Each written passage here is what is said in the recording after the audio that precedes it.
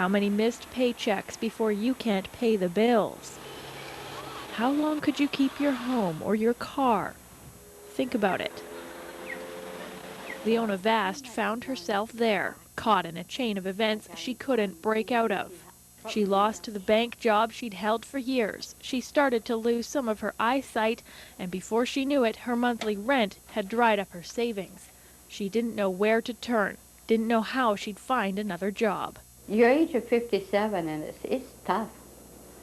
You know, I mean, I've worked for 40 years, more than 40 years, because I started when I was 11 in a family business.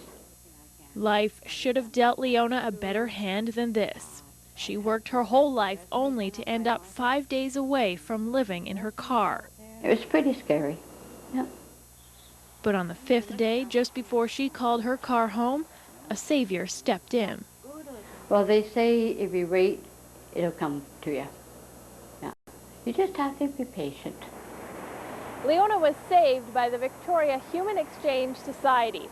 It's a grassroots organization started by people who rose up from homelessness and addiction. Now, after nearly 2 decades of work, the society operates 8 homes in Victoria and on the Gulf Islands, and they offer people the chance to get back on their feet. It's done wonders for me. I don't know where I'd be if I wasn't here.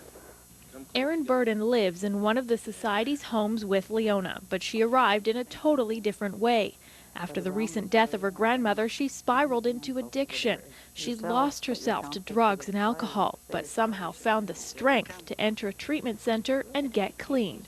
Well, it's been a struggle. I mean, can't say there's not days when I want to run back out there. But she doesn't. That's because the Society's house is more than 4 walls and a roof. It's a home filled with respect, care, and support. Everyone in the house shares everything: the housework, the gardening, the food.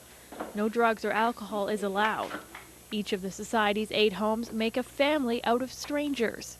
And it's the family who helps the individual rise up and find their own way to success. They give you a boost of confidence.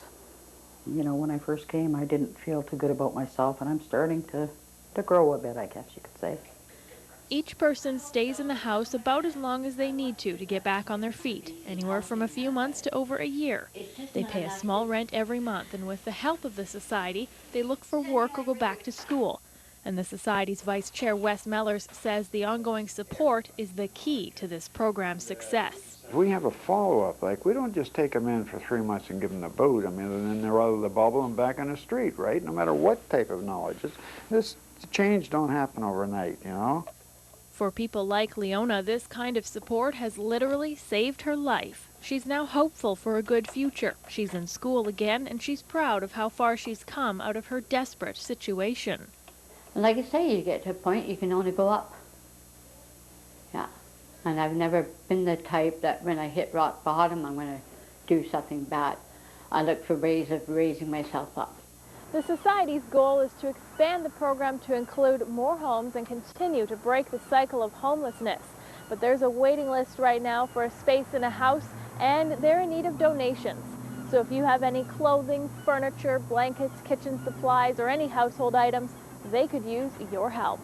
In Victoria, I'm Hillary Holman, your Community News Specialist.